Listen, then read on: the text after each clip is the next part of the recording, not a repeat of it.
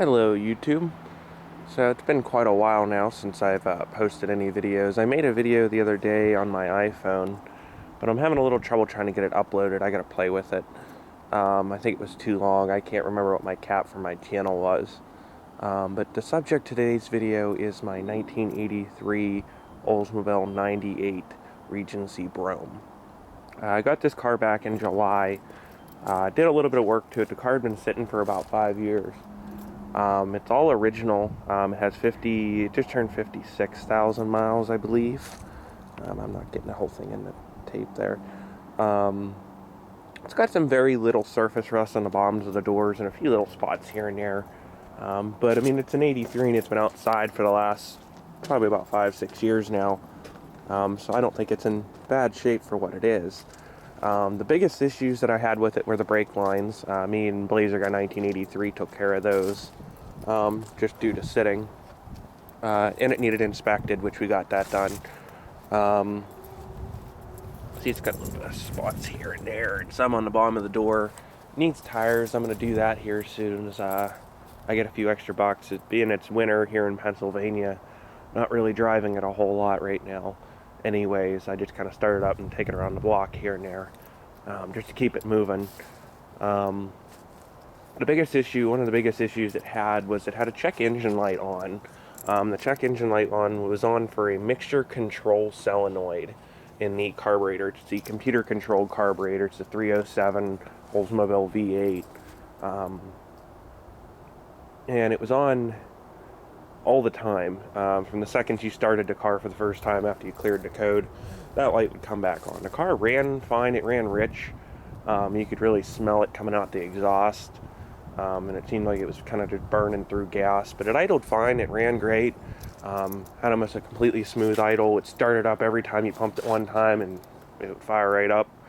Now with the carburetor that I got in it, I bought it off eBay. I paid $50 for a carburetor for it, because the solenoid, of course, when I went to actually buy the solenoid, which was $60, I couldn't find it anywhere. And I said, you know what, I'm going to take a chance on this one. It's off an 84. It's the same carburetor. It's a Rochester Quadrajet, computer-controlled carburetor. It's a 4-barrel. I went ahead and plugged the sensor in, kind of just laying the carburetor off to the side before I even did anything, and cleared the code, turned the key, and the light went out when I started the car. So I knew I'd found the problem. We ended up just being, me and Blazer Guy 1983 ended up just swapping the carburetor and putting it on here. Now what I've been facing is, I don't know if it's a choke issue, if maybe the carburetor needs to be rebuilt. The car runs fine once you get it going. It's got a little bit of a rough idle, but it's not running rich or lean. Check engine lights off, and once you get it going, it's fine. The biggest thing that I'm experiencing is cold starts. Even when it was warm back in the summer, at the end of the summer there, it was giving me a lot of hard time starting.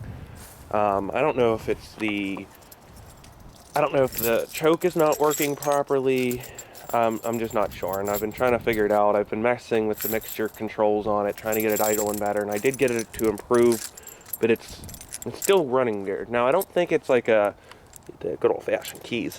I don't think that it's a problem with like a check valve or anything with the seeping down. I don't know for sure, but I don't imagine that would be the case. Just for the sheer fact that it wasn't doing it with the previous carburetor. It only started with the new carburetor. Let's pop those here real quick first. Oh, okay. It's cold out. It's probably in the 30s here today. January 2nd. Let me get this.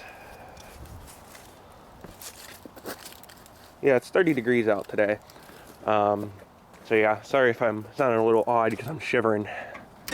That's my new car, my Nissan Altima 2012. Love that thing. Yeah, the Blazer's gone. The 2002 Blazer's gone. Dan's Blazer Guy 1983 is still here. I don't think he'll ever get rid of that, and I don't blame him. It just runs too good. I upgraded it to a K&N air filter. We had to do the water pump on it. That started leaking through the weep hole, which, not surprising. It's been sitting for all these years, and it's the original. There might be something going on with the alternator. I don't know how well it's functioning. Last night it was giving me a little bit of trouble when I drove it. It was giving me a very, very faint light. But I think that could just be because I haven't been driving it. But there's the carburetor there. Now, I haven't pumped the gas yet. So this is just from where I shut it off last night. So we're going to go ahead and I'll give it a quick pump and show you what the carburetor does. Because I'm pretty sure that's the choke's supposed to close up a little bit. So I don't know if the choke just needs adjusted. Let's see if I can actually... I don't know how much you can see. I can find the gas.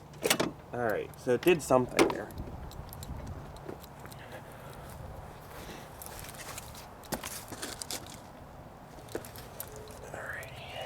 Yes, it closed up.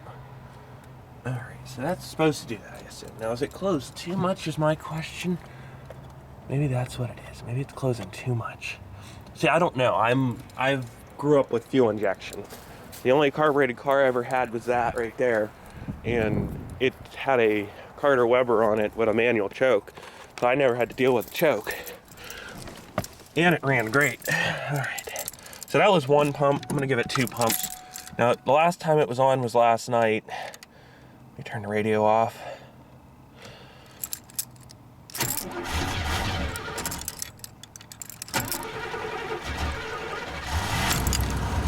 Alright, it wasn't too bad. Now, it used to be a single pump, and it's going to stall.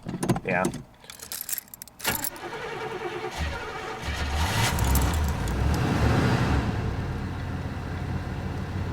So I don't know if that's fuel related, if that's a mixture issue, or if it's just... I think it's going to stall again. Yeah, it stalled. So I don't know if it's a choke issue, a mixture issue, gas issue, what the deal is. But I figured I'd ask, see if anybody knows. Any comment for me if you need to see anything else on the car. Just let me know. I will see what I can get figured out.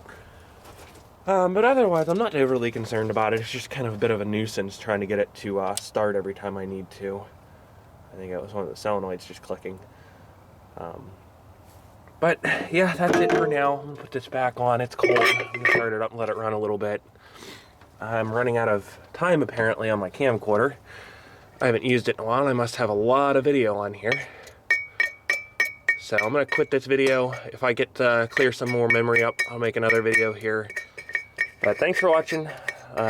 Please let me know if you have any comments, any ideas. I'm kind of new to this.